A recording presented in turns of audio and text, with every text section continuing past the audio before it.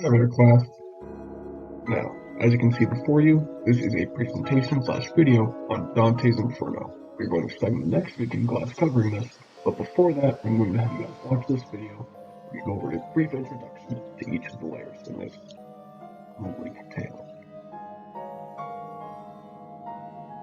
First up is Limbo. Limbo is a fool's heaven. It is inhabited by those virtuous and unbaptized, those who came before the time of Christ. It's a fool's heaven, and the citizens are punished by simply knowing that somewhere even greater heaven exists and that they will never, ever be able to reach it.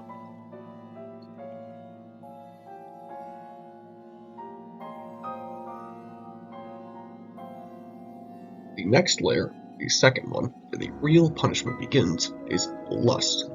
And the person you see in that image is King of Minos, the ruler of this layer.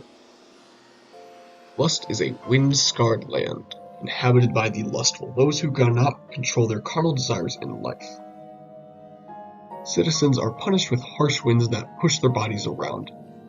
They hardly ever touch the ground, and that is their main punishment.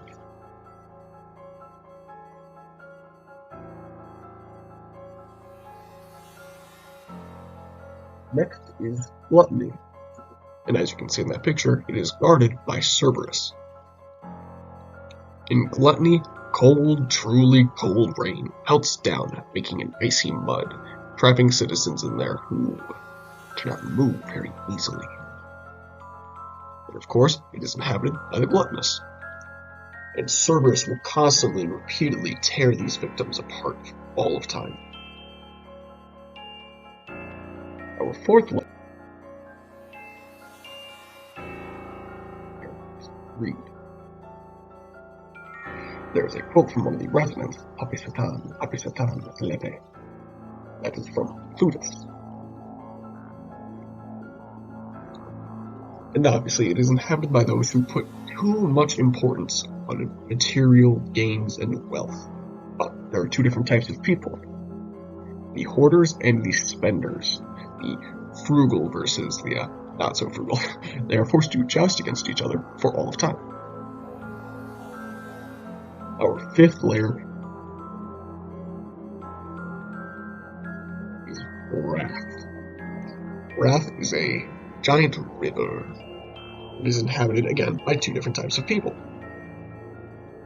It is inhabited by the raging and the wrathful.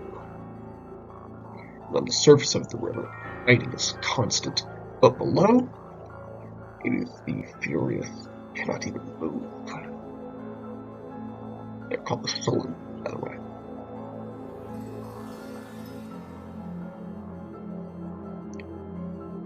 Our sixth layer is Heresy. A blazing catacombs with unending flames. This is mainly inhabited by philosophers and those who believed in no soul. They spend their days in these flaming, writhing cones.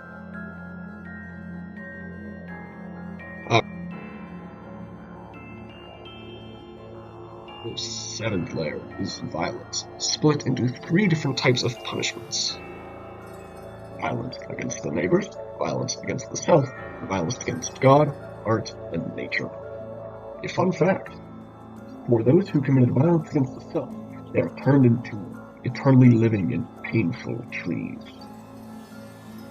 And then against God, art, and nature, they are all given specific punishments. Those who defy art, commit violence against it, they are forced to walk around this circle for all of eternity. There you can see a picture of the violence against the self. Our eighth and penultimate layer is fraud. And as you can see there, fraud is split into 10 distinct bitches, each for a different type of fraud.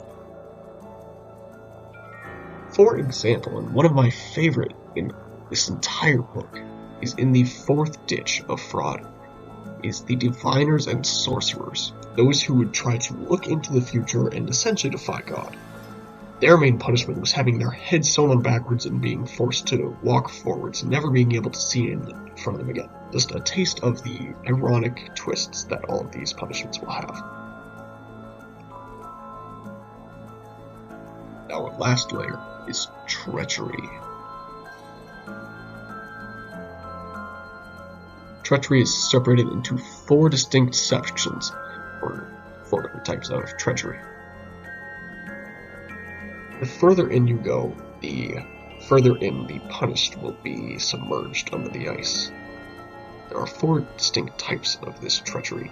Treachery against the country, treachery against God, treachery against the family, treachery against benefactors, with the benefactors being the innermost circle where Lucifer, Cain, and Judas, and Brutus are all kept all of eternity.